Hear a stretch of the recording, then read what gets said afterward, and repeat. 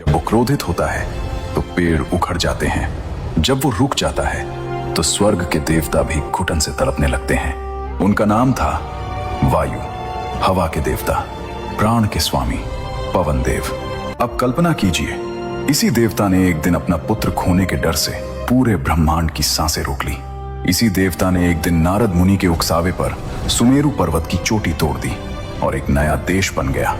और इसी देवता ने 2 युगों में 2 ऐसे पुत्रों को जन्म दिया जो इतिहास में अमर हो गए। आज की इस यात्रा में आप जानेंगे वायु देव की वो कहानियां जो ग्रंथों के पन्नों में दबी रह गईं। ये उस देवता की गाथा है जो हर सांस में है, पर जिसे हमने कभी ठीक से जाना ही नहीं। तो बने रहिए हमारे साथ, क्योंकि आज हम जाएंगे उस अदृश्य शक्ति की दुनिया में जिसके बिना ये सृष्टि एक पल भी नहीं चल सकती। सबसे पहले बात करते हैं वायुदेव थे कौन।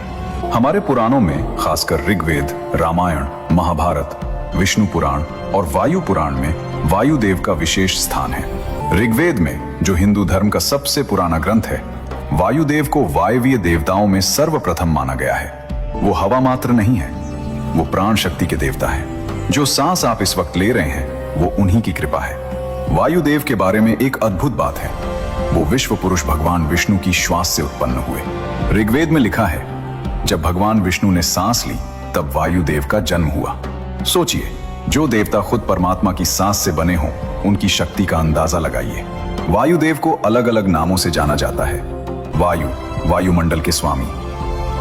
पवन, पवित्र करने वाले। मारुत, तूफान के रूप में प्रकट होने वाले। अनिल, जो कभी रुकते नहीं। प्राणदेव, क्योंकि वो प्राण के आधार हैं। शास्त्रों में उनका स्वरूप अत्यंत दीप्तिमान बताया गया है। उनके 1000 नेत्र हैं। एक अद्भुत प्रकाशमान रथ पर वो विराजमान होते हैं और उस रथ को 1000 घोड़े खींचते हैं। उनका हथियार है ध्वज और उनका निवास है गंधावती नगरी। मत्स्य पुराण में उन्हें कृष्ण मृग यानी काले हिरण पर सवार बताया गया है, क्योंकि हिरण की चपलता और गति उनकी शक्ति से मेल खाती है। वायुदेव को 3 रूपों में समझा जाता है। पहला, मंद समीर, जो सुबह धीरे धीरे बहती है। दूसरा, वर्षाकारी वायु, जो बादलों को लाती है। और तीसरा, झंझावात, जो तूफान के रूप में प्रकट होती है। यही 3 रूप उनके 3 मिजाजों को दर्शाते हैं, कोमल, करुणामय और क्रोधी। दोस्तों, यहाँ एक दिलचस्प बात है। वेदों में इंद्र और वायु का संबंध बहुत गहरा बताया गया है। दोनों एक ही रथ में बैठते हैं, क्योंकि बिजली और हवा वर्षा के समय हमेशा साथ आते हैं। लेकिन एक फर्क भी है, इंद्र का पद बदलता रहता है। हर मनवंतर में नया इंद्र आता है, पर वायुदेव का पद शाश्वत है। वो हर युग में, हर काल में एक ही है, और शायद इसीलिए उनकी शक्ति इंद्र से भी किसी मायने में गहरी है। यही था वायुदेव का असली रहस्य। वो दिखते नहीं, पर जब चाहें सब दिखा सकते हैं। लेकिन उनकी शक्ति का असली प्रमाण मिलता है उनकी कथाओं में। तो शुरू करते हैं पहली कथा से, वो कथा जिसने 2 युगों में 2 महावीरों को जन्म दिया। ये कहानी है त्रेता युग की, उस युग की जब अयोध्या सोने की नगरी थी, जहां हर गली में उत्सव था, हर घर में खुशहाली थी, हर प्रजाजन अपने राजा से प्रेम करता था। पर उस नगरी के राजमहल में एक गहरी उदासी थी। महाराज दशरथ, जिनके पास राज्य था, वैभव था, सेना थी, प्रजा थी, 3 रानियां थी, कौसल्या, कैकई और सुमित्रा। पर एक चीज नहीं थी, संतान। दरबार में जब बच्चों की किलकारी की बात होती, राजा का मन भारी हो जाता। जब कोई कहता युवराज, तो वो शब्द उनके सीने में चुभता। वो राजा थे, पर पिता नहीं बन पाए थे। यही दर्द उन्हें रात को सोने नहीं देता था। तब उन्होंने एक निर्णय लिया, महर्षि ऋष्यशृंग के मार्गदर्शन में पुत्र कामेष्टि यज्ञ करने का। यह यज्ञ कोई साधारण यज्ञ नहीं था। ये वो यज्ञ था जो हजारों साल में एक बार होता था, जिसमें देवता भी उपस्थित होते थे, जिसकी अग्नि सीधे स्वर्ग तक जाती थी। यज्ञशाला सजाई गई, मंत्रोच्चार शुरू हुए, ऋषि मुनियों की आवाजें गूंजने लगीं, आकाश में देवता झांकने लगे। दिन बीते, रातें बीती, और यज्ञ के अंत में अग्निदेव स्वयं उस कुंड से प्रकट हुए। उनके हाथ में था एक स्वर्ण पात्र, जिसमें दिव्य खीर थी।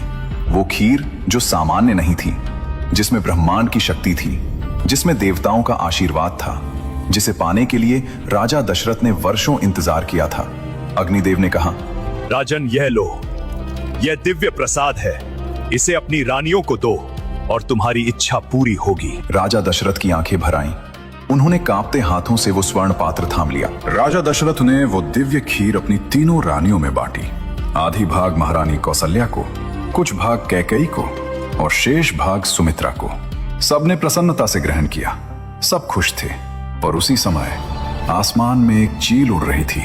उस चील की नजर पड़ी उस खीर पर और पल भर में उसने झपट्टा मारा। खीर का एक भाग उसके पंजों में आ गया। वो चील उड़ी तेजी से आकाश की ऊंचाइयों में, उस भाग को लेकर जो शायद किसी और के लिए था। अब उधर किसी पर्वत की एक शांत एकांत गुफा में एक स्त्री तपस्या कर रही थी, माता अंजना। माता अंजना जो एक ऋषि के श्राप के कारण वानर रूप में जन्मी थी, जो मन से एक देवी थी, जिनकी तपस्या वर्षों से चल रही थी, जिनकी एक ही इच्छा थी, एक दिव्य पुत्र। वो हर रोज पूजा करती, हर रोज प्रार्थना करती और हर रोज आकाश की तरफ देखकर सोचती, कब आएगा वो पल, कब पूरी होगी मेरी इच्छा। और उसी पल वायुदेव वहां थे। वो उस चील को देख रहे थे, वो माता अंजना को देख रहे थे और वो समझ गए ये संयोग नहीं है, ये नियति है। वायुदेव ने अपनी शक्ति से उस खीर को जो चील के पंजों में थी हवा में ही थाम लिया। एक कोमल झोंके की तरह वो दिव्य खीर माता अंजना की खुली अंजलि में आकर गिरी। माता अंजना चौंकी। उन्होंने ऊपर देखा, कोई नहीं था, सिर्फ हवा थी। पर वो हवा कोई साधारण हवा नहीं थी। उनकी आंखें भर आईं, मन में एक अजीब सी शांति उतर आई, जैसे किसी ने कहा हो, तुम्हारी प्रतीक्षा समाप्त हुई। माता अंजना ने वो दिव्य प्रसाद ग्रहण किया। कुछ महीने बीते। उस पर्वत गुफा में एक प्रकाश फैला, एक ऐसी रोशनी जो सूर्य से भी तेज थी। और उस प्रकाश में एक बालक का जन्म हुआ, जिसकी पहली सांस के साथ पहाड़ हिल गए, जिसकी पहली गर्जना से आकाश गूंज उठा, जिसके जन्म की खबर सुनकर देवताओं ने स्वर्ग से फूल बरसाए। बजरंगबली, हनुमान, पवन पुत्र। देवताओं ने उन्हें अशेष वरदान दिए। सूर्यदेव ने कहा, यह बालक असाधारण है। इंद्र ने कहा, यह अजेय होगा। ब्रह्मदेव ने कहा, यह अमर होगा। पर वायुदेव वो बस देखते रहे, उस बालक को, अपने पुत्र को, जिसे उन्होंने कभी जन्म नहीं दिया, पर जिसके लिए वो हर पल थे। इसीलिए उन्हें पवन पुत्र कहते हैं। द्वापर युग, वो युग जब धरती पर महान राजाओं का राज था।